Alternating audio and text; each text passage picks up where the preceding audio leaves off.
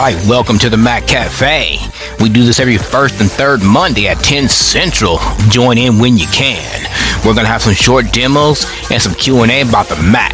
Anything Mac, voiceover, text edit, pages, whatever you want to talk about. So sit back and enjoy the ride.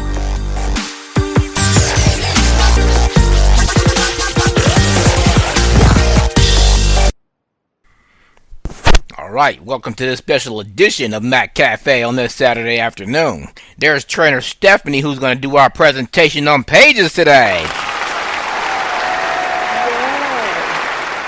All right. Pages on the Mac. When you open Pages, of course, like with any of your documents, if you've never opened it, there is going to be an introductory page that's going to give you new features, new concepts that have been built in. I most of the time don't read those. I will just find the continue button and keep on going. I do think Cliff pointed out a very important idea the other day, that sometimes it does tell you maybe something that you're looking for. So maybe I will take the time to read it the next time, or read it more thoroughly than I normally do. But once I clear that introductory page, hey, how do I start a new document? Again, and with us just doing Pages on the iPad, I'm going to kind of take a similar method. When you open the Pages Pages, you have the ability to choose whether you want a basic document, whether you want to choose a template, meaning that it is a preset document where you can input information and you're not necessarily thinking about having to create from scratch the format of the document itself. I think these are great. I have used templates, but 9 times out of 10, I'm just wanting a basic document. I just want a plain sheet of paper that I can just create, do what I need to do, and not worry about what somebody else's idea is. All of these are laid out on the screen in, for lack of a better term, different boxes that I interact. So when I hear it say... So to be clear, you like starting your own Pages document because you know where you want stuff and how you want to lay it out. But the templates are accessible. They are accessible, and not only are they accessible, when you send them out, other screen readers can use them. One thing I do like about Pages is I have a colleague who is sighted. When she prefers to create documents, flyers in Pages on her iPad. I love it because immediately I can read it. But those templates, like Cliff said, all of this is like organized into boxes, because I know we have some individuals in the class that are low vision more so than voiceover users, but on the screen you see these boxes, and there's the basic box, and it has the pictures, the icons of the different types of documents that are considered basic. For us who are voiceover users, we would interact in that area, choose the one we want with VO space, stop interacting, arrow to the right. Remember, forgive me, remember I'm a trackpad queen here. Cliff is the keyboard person. So I flick to the right until it opens, till I click open. However, for me, because I know this is the method that I want to take, I have chosen to bypass that process of choosing a document. I have opened Pages preferences. So if you are unfamiliar with that, you can always find it in the menu bar under Pages. Arrow down, there will be preferences, and I have chosen a template, a basic portrait document that will always launch no matter what when I hit Command N. When I hit Command N for a new document, I'm getting my familiar 8.5 by 11 blank page. I can even, and I kind of had forgotten about this when I was going over some notes, I can even choose, pre-select the text size. Every time I open Pages and I go into a basic document, it is already set that it will be in the font style Helvetica, and it will be the font size of 11 point. Those are givens. Most of the time, I don't care. I don't see the font size. It doesn't matter to me. But and going over some notes, I thought, well, hey, it would be nice to go ahead and preset my font defaults to a 14, so no matter what I'm producing, it would always be considered a large print size, even though I don't think 14 is large print. But that's what we say is large print, is 14 or above. So if I want it to be that specific and not have to go and change those defaults every time I open a document, I can change the type of document. For me, it's always a basic blank portrait document where it's white on the screen, looks like a basic piece of paper. That's the type of document that I can take when I print, and I can print it to any color piece of paper that I want. A lot of times when I'm having to do newsletters or flyers, we may need to change the color, so that allows me not to have a conflict with what's in the background to choose that basic document. I can, like I said, in my preferences, I can choose defaults such as my font size as well. And that just means less steps when I go to create my document. So when I launch, and I'm going to open my computer just because sometimes I think things are sometimes a little bit better when you have it in front of you. You know, I've gotten so spoiled where I don't even open Pages the same way. I don't open it from my dock. I have a keyboard commander turned on for Pages so that it will launch automatically.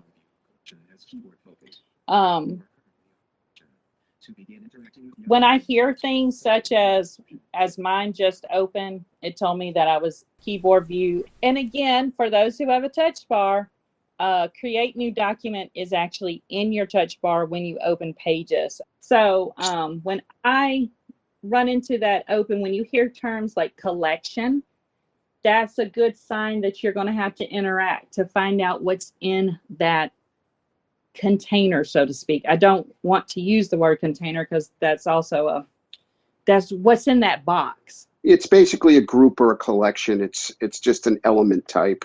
It's just items that have, commonality that Apple has put into one boundaried area. Yes. I just hesitate using the word container because, that's... Yeah, that confuses.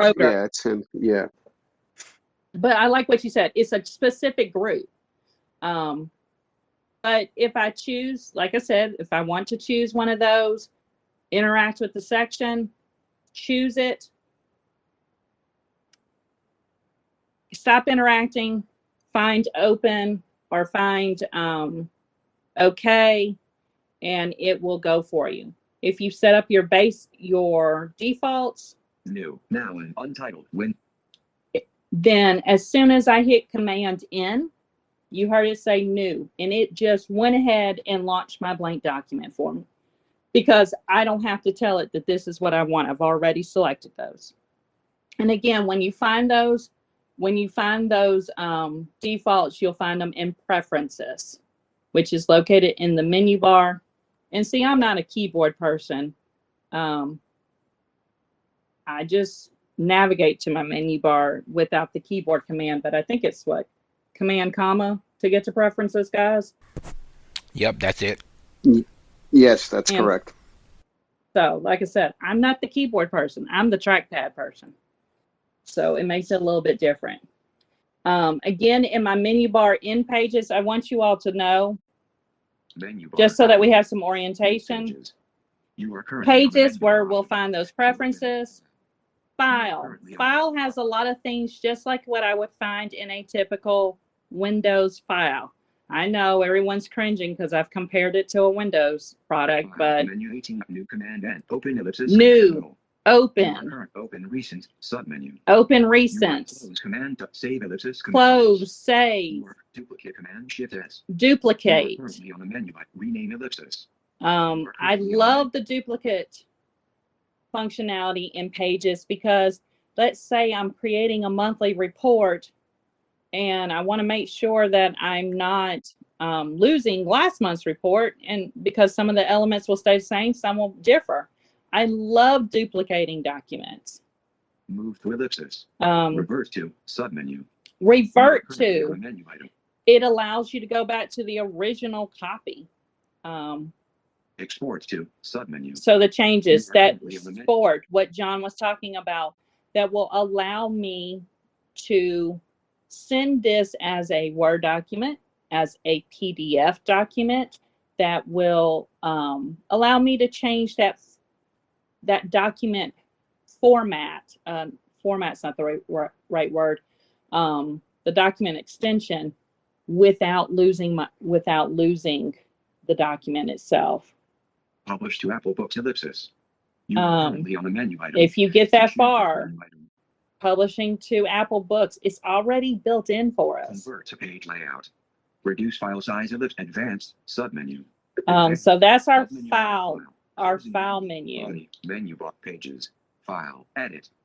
Edit. Currently on the menu bar. Those are going to give us a very our very known commands: cut, copy, paste.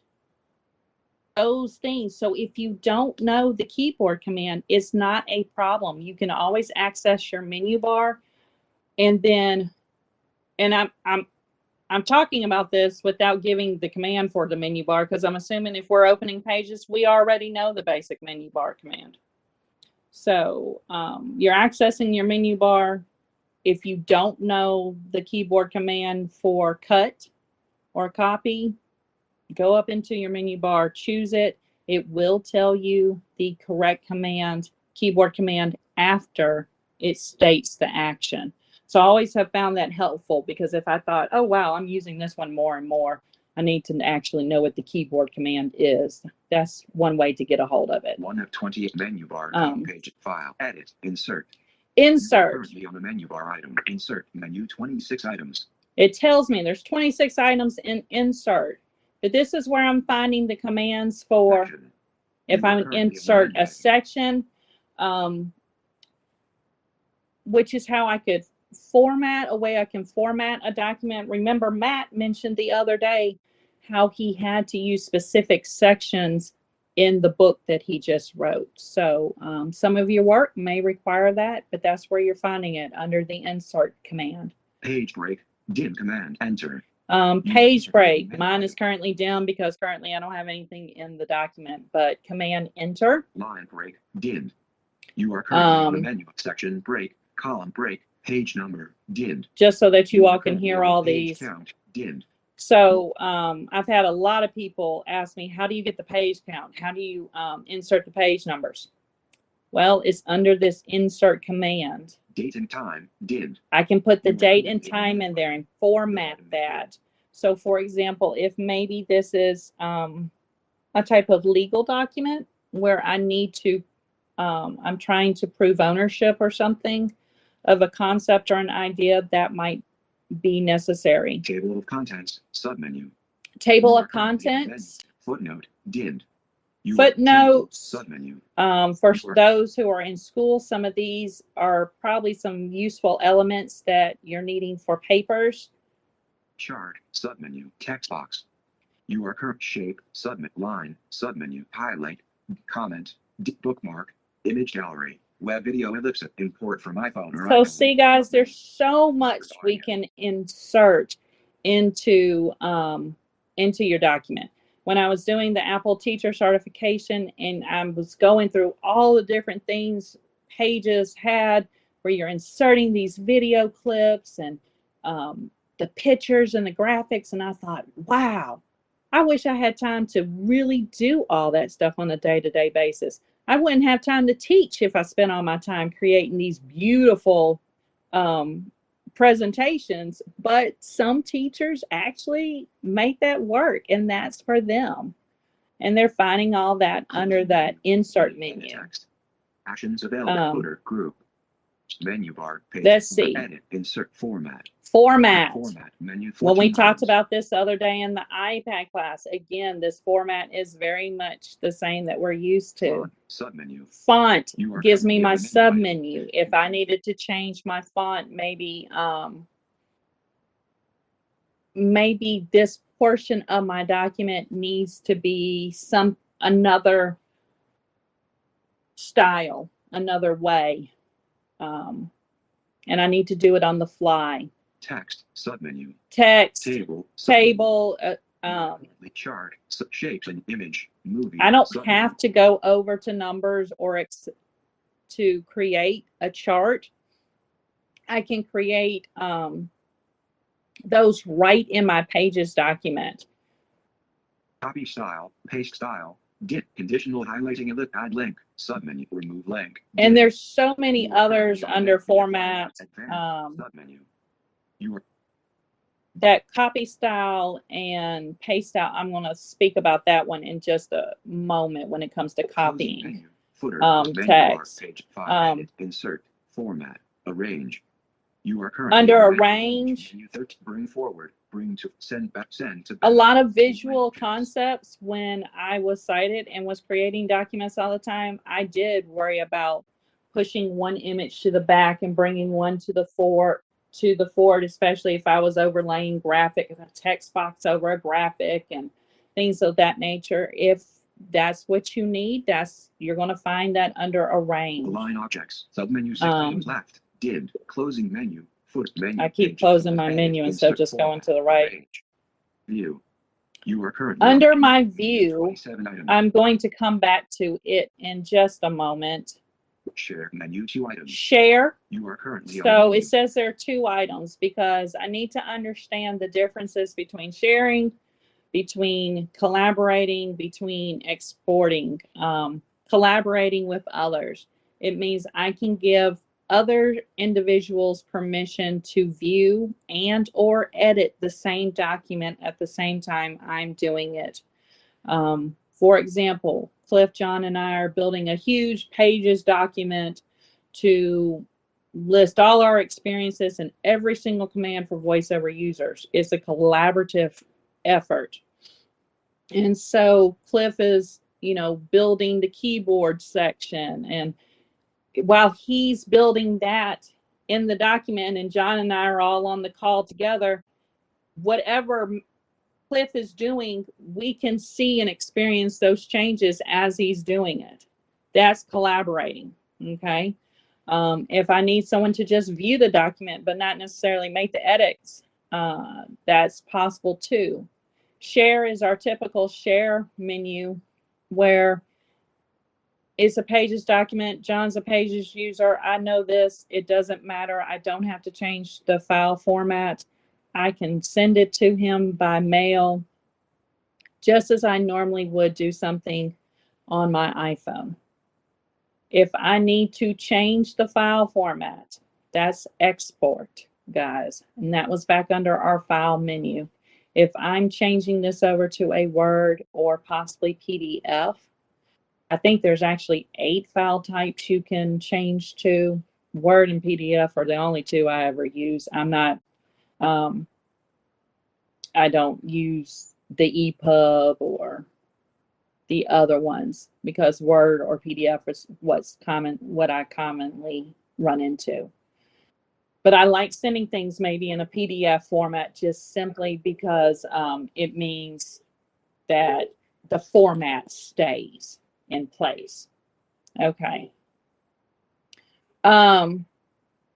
So I said I wanted to go back to Title window. the view menu. Menu bar. Page file. Edit. Insert. Format. Arrange. View. So View. Menu 27 items. I have opened my document. I want to do a little bit more formatting on it before I start writing in it. Show tab. Show all tab. Inspector. Page thumb. Inspector. And there is this feature under view or function under view called the inspector. To close this menu, press escape. Menu item. Press control option. Space. And I can choose the inspector. Page thumb. Inspector. Submenu. I can also look at the page thumbnails, Table of contents. look at the table of contents. Checkmark. Document only. Show character count. Command Shift W. If you were looking to know if you had to write only 100 character page, essay, character count is under view. Show ruler. Command R. The rulers are a visual thing. So to be honest, I never mess with them, touch them, don't even worry about them, don't really matter to me that they are there. Guides. But that's me. Go to sub guide. But let's go back up to inspector. Submenu. Inspector. Sub document setup. You are current. Show next inspector tab. Document setup. And I can choose the document setup. Control option space. Document setup checked. And I'm bringing this up. Navigate away from them and then use. Because in a help session months ago, someone stated that they were trying to print envelopes and the spacing was always off. And I said, well, sure, I'll play around with it and see if I can find an answer. And okay, so I printed an envelope. In the end, I couldn't really tell if the spacing was off or on or what this person was looking for. But as I was thinking of some things to make sure I pointed out in today's class, under this document, under the inspector in the document, there is how the document set up is how you're setting up the page. And so I was thinking, I wonder if the solution to this person's envelope spacing issue is that the type of envelope they've chosen in the setup. So this is one reason why I'm pointing this out. Do I always go to the document setup? No, because I just open the blank document and I go to typing. When I need to type a letter, a format, or a report, if I don't already have one that's done the way I want it, I just go and I create it. But I wanted to point out that this document setup now. Footer, group, body, edit text. Let me see if I can get over here to this document setup. I can't always get to it. Page one. Because the way I know to navigate to it doesn't always seem to work. And so. Out of verticals formatter. Okay, there it is. You are correct. So to navigate to the document setup, it's under this formatter. So I had to stop interacting with my document itself. I didn't arrow to the right. I flicked to the right. So move to the right until I heard the format. Formatter group. Formatter group. Like John pointed out earlier, group automatically tells me interact. There's something in there. In formatter. So I'm in the formatter group. Document. Selected section. Radio button. 2 of document. Selected radio button. 1 of 3. So my document selected. Section. Radio button. 2 of 3. I could format the section. Bookmarks. Radio button. I could format the bookmarks. Document formatter. Scroll area. You are currently. It tells me that the document format is a scroll area. I'm going to interact. In document format. EPSONET 2000. So it automatically has the printer that I'm going to end up printing to selected. U.S. letter. Paper selection. This is where I can choose my paper selection. It's right now set up for U.S. letter, which is an 8.5 by 11 sheet of paper. But that's where I can choose the envelope style. If I don't find the format that I want, I can actually add it. I've never added one, but it is possible to do. Maybe if you were doing, when I was site out, you used to always have to do name badges and tint cards, and Avery labels, and Avery Products and me were like best friends for a long time. So each of those Avery products has a different code, and if you set your computer up to the code, it will format into the right sizes for you. Page orientation. You are currently on a text Page orientation. School area. There are times when I need to do landscape, like maybe if I was making a sign for the kids' science fair project. That worked out better in landscape than it did portrait. Page orientation, portrait selected button. It's selected to portrait. Page orientation, 8.50 times 11 point enable headers, checkbox. I can enable the headers. Recently someone asked in the help section, how do I disable the headers and the footers? So mine are enabled for this document. If I wanted to enable them for this particular document, I could uncheck it. Enable footers, checkbox. Same with the footers. 0.5 inches, content selected. If for some reason my document needed to have different measurements as far as those margins all around, I could change those. 0.4%, 0.0 top, bottom. Enable document body, document margins. And guys, 9 times out of 10 when I open pages, I don't need to go in and mess with any of these numbers. The only reason I'm pointing them out is because all of our needs are different. Somebody might have someone who's in school who has to do footers and headers and needs specific measurements for those. Here's where you would make those adjustments for your document. I have a friend who is a graduate student, and sometimes the formatting that she has to use, it's different from a typical document, from just a basic document. 1 inch, content selected, document again, margins, where I can change my margins. 0.1 inch, 0. Top, bottom, 1 inch, 0.1 inch, 0 left, right, face hyphen ligatures. And check, so hyphen, all face, those are pages, already checkbox. Set. If I needed to change them for any reasons, what I did is I went to the view menu, the inspector, the document setup. I chose document setup. I stopped interacting with my document body. I went to the right until I heard the format group. I interacted with the format group.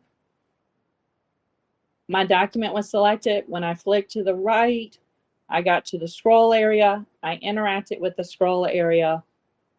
Then I received all of these different choices that I could interact with, or all these different choices that I can make. All right. So we've gone through all this, and we haven't even typed anything yet in our document. So let's document. Vertical splitter, body, edit text. So I came back over to my document. I came out of the formatter, and I am in my document. And you heard it say header group. Header group, because I did not uncheck my headers or my footers. Header group. Out of page 1, page 1, page 1. It tells me I'm in page 1. That's to be expected. So for example, if I've inserted a page break after a while, you will hear VoiceOver announce what page you're in. Page 1, out of document layout area. I've come out of the document layout area because I was looking for one more thing that I wanted to point out. Actions, dimmed menu but untitled. You are currently on a text element. Full screen but untitled. You are currently on a text 7 items, name. Okay. You are currently on a text so element. it told me that it was untitled. Well, hopefully, basically, once I create a document, I'm going to want it to have a title.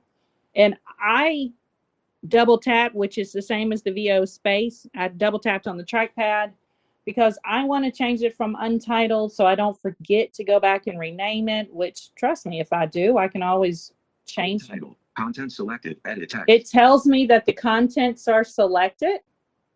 When I flick to the right, which means, hey, I don't have to erase anything. Select T, TT, J, TTJ, T, T, E, S, T, And I am not. P. So I've just changed this from Untitled to TTJ test. Or I'm sorry, I guess I should have changed it to MacCafe test. I'm sorry. Tags. I can tag it, which we've learned that tagging is a great way to just kind of put an extra label on a document. So if I forget to put it in the TTJ folder or the MacCafe folder, if I tagged it MacCafe specifically, it could actually go under both. In alert dialog, replace button. An item with do you want to replace button. Do you want to replace the existing item? You are currently on a text document. And it's wanting me to replace because I created a document named TTJ test last night.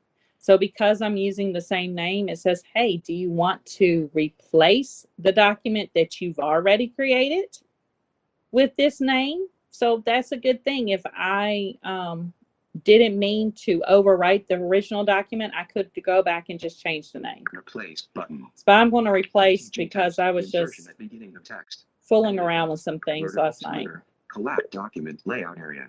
Vertical So toolbar. Document actions. TTJ test. So now instead of Untitled 1, Untitled document, this is TTJ test. I've just named it right then and there. When I go to save the document as well, I will also have the time to name the document. So I don't have to name it before I start working with it. It could stay untitled until I was ready to name it at another time. Document action toolbar. Vertical splitter. Document layout area. For me, it's move and good to name them because, like I said, I'll shut this down in a heartbeat and jump onto another device. And so it might be a good thing to keep up with what vertical splitter. My documents are. Formatter. Vertical document layout area. So let's enter our document. Document vertical splitter.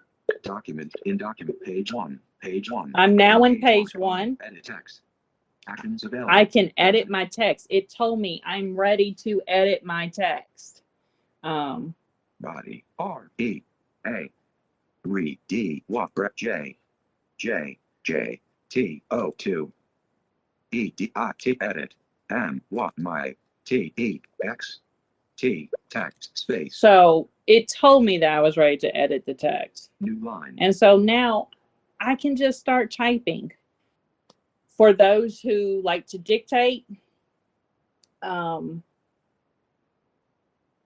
dictation is set up to my function key, function twice. I think now you can choose whether you use the function key twice or the control key twice. For those, sometimes I can talk faster than I can type, especially if I'm apparently not sitting on a very straight surface like today, unfortunately. So I will use my dictation key. It's the same type of dictation that we're used to. You hit the function key twice, you hear the ding, you say what you want to say, you hit the function key twice, it stops the dictation. It's the same process. I've always loved the dictation on the Mac. I think it is more correct. I don't know if that's a good way to say it. More accurate. Maybe that's the better term. More accurate than any of the other devices. And that's just me. I could be wrong, but I get in a lot less trouble with the Mac dictation than I do my iPhone sometimes. But that does not mean that I don't need to go back and review it. So let's dictate some text in here. This is a test of how Pages works for those with visual impairments, period. We're going to look at how to navigate through these few sentences and make some changes as we need to, period. At H.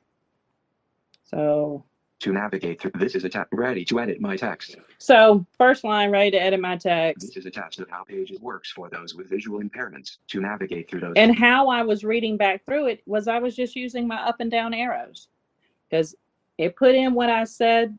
I don't know if it's all correct yet because I haven't gone through it, but we're about to. All right. I will I just want to make sure that people know, because there are probably some people who use QuickNav. I'm one of them. But one of the things that you will have to make sure of is when you're typing text in any edit field on the Mac, Safari, Mail, whatever, QuickNav has to be off, especially in Pages and Text Edit. If it's not, you're going to have to interact more than you want to, and that's just less keystrokes that you'll have to do if QuickNav is already off. All right. So we've gone through, we've put some text in here. We're going to start playing around with it. So to get to the beginning of your document, this drove me crazy because I kept trying to apply the commands from Mail. And it is similar to the command for Mail, but it's also different. So I'm command up arrowing. Ready.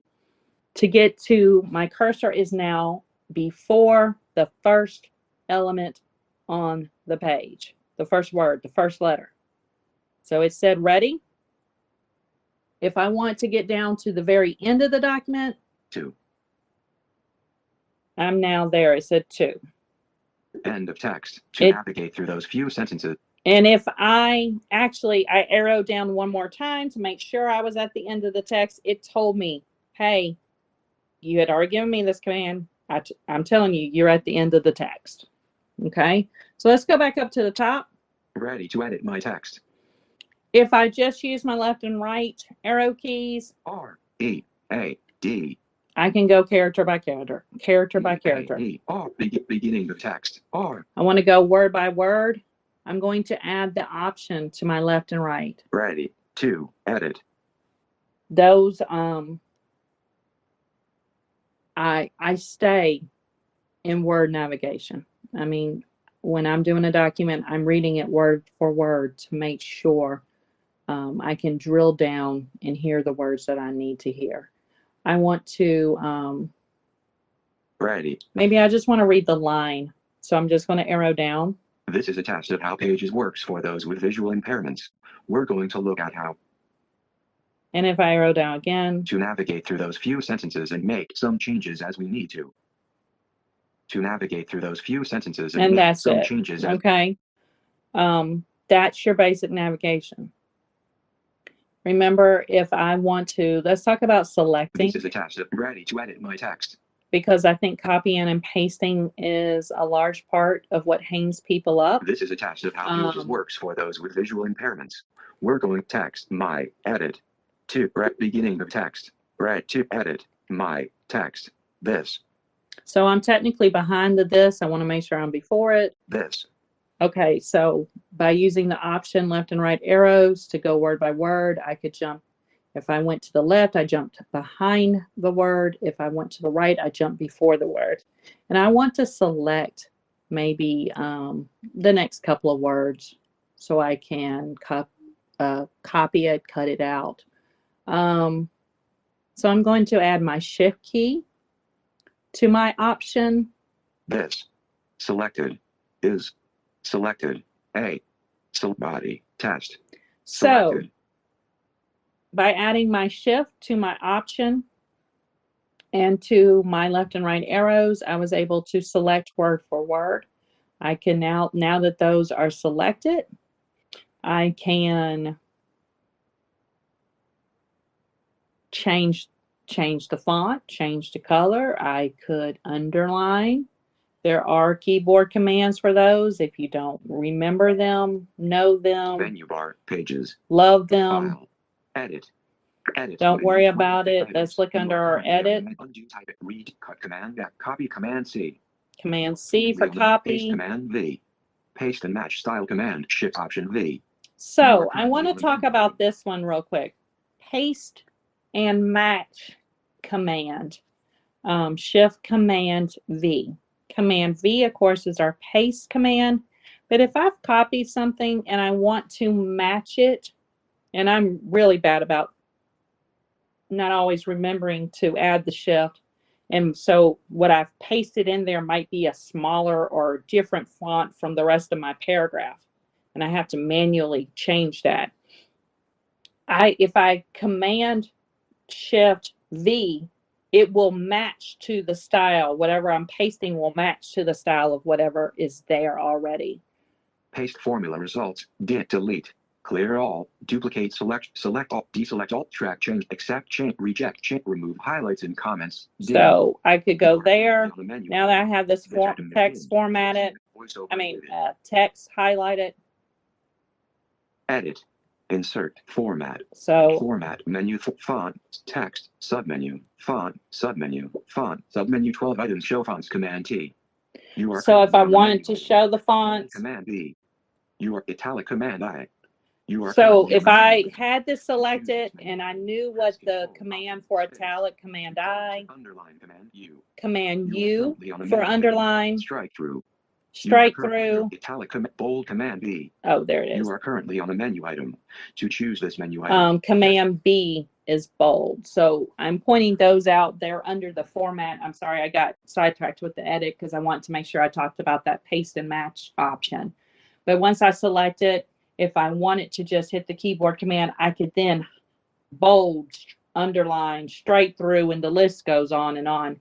But I found those options if I didn't know what the keyboard command was. I went to the menu bar, I went to format, I went under font, and under font, I would start receiving, it told me there was a sub menu and I started receiving those options. So with those things being said, and guys, I know that is a very basic, very rough, basic idea of how to put text in these documents.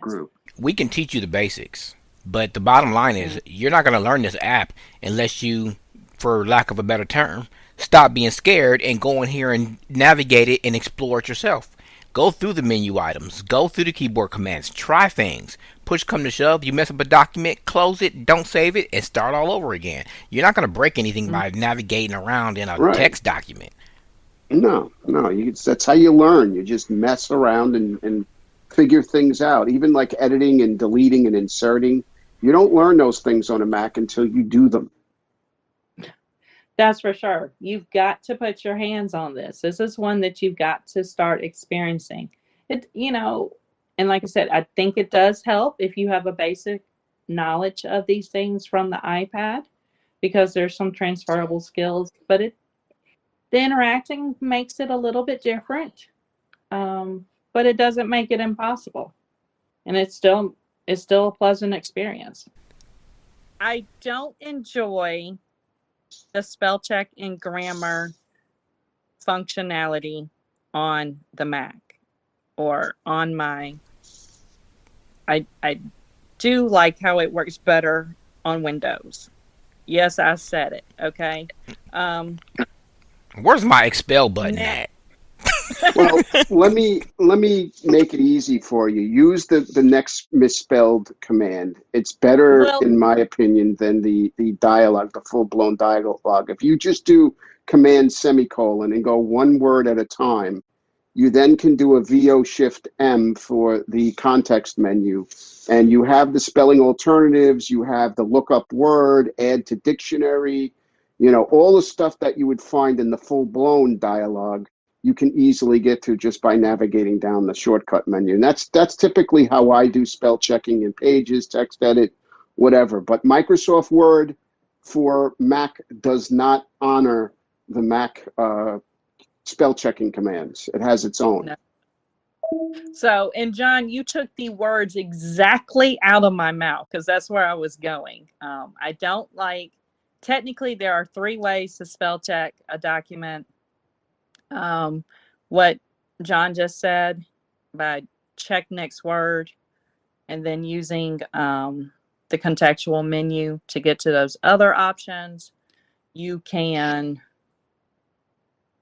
There is a spelling and grammar option, which does bring you up a table, and that's I cannot, that's not me. And you can interact and then choose. I'm lazy. From there. I do correct as I type, so I don't have to go back and do it. Well, And see, that's the third one. You can turn it on where it corrects as you type.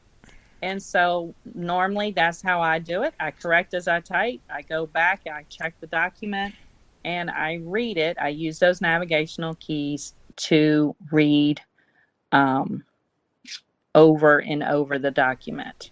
When you open a document and you want to hide the footers and headers, Right. one of the students I from want our to hide class, them. Sheila, gave us a step. All you do is do VO command spacebar, and you'll arrow down after that context menu opens up, and VO spacebar on hide headers and footers. Now that only applies to that document. When you open up another document, you're gonna have to do it again. Is that right now I have a column of one things for my students on one page and one on another, which is what they're going to be working on.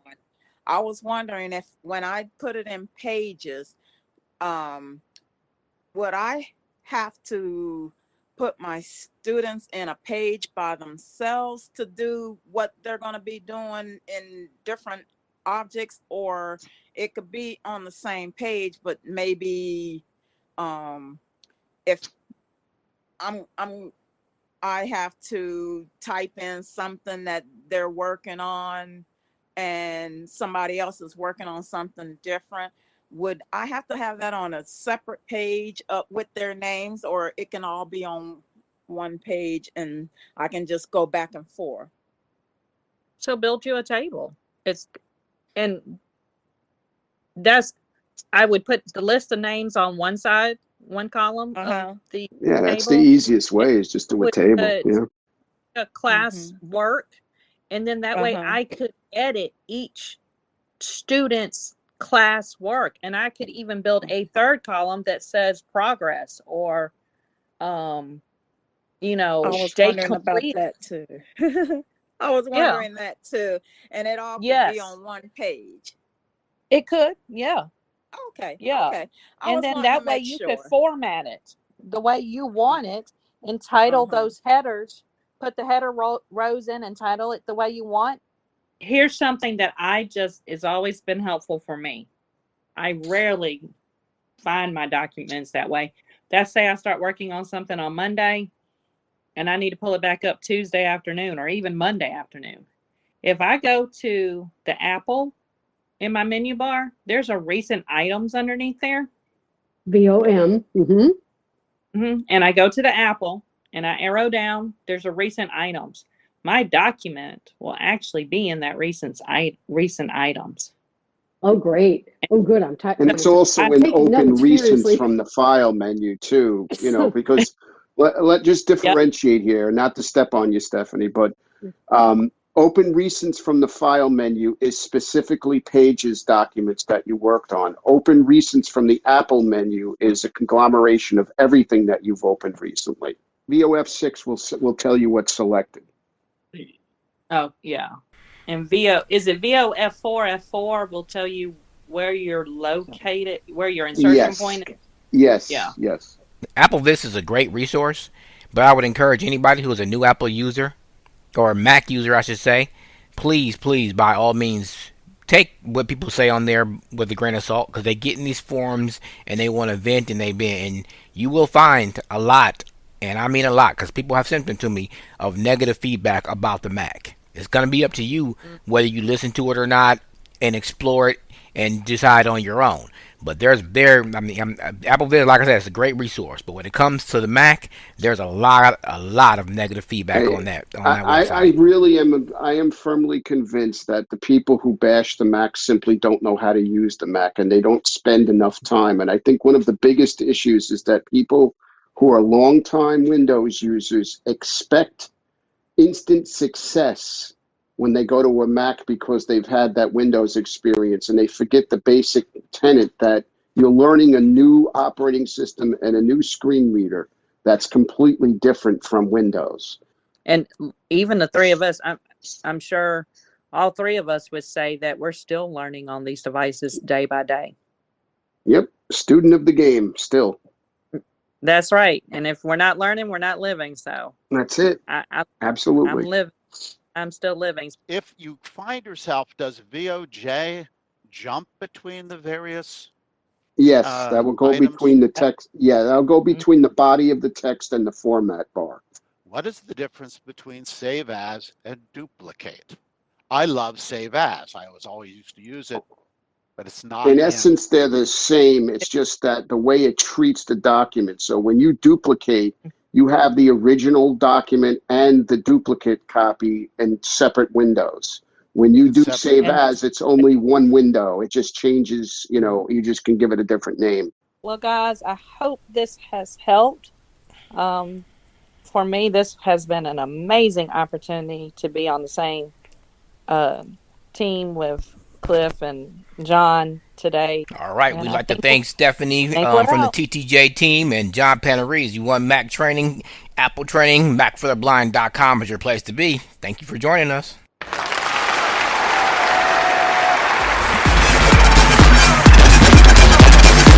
All right, thanks for joining us on this edition of MacCafe. Remember, for all announcements and updates, join us at StirItUp.com.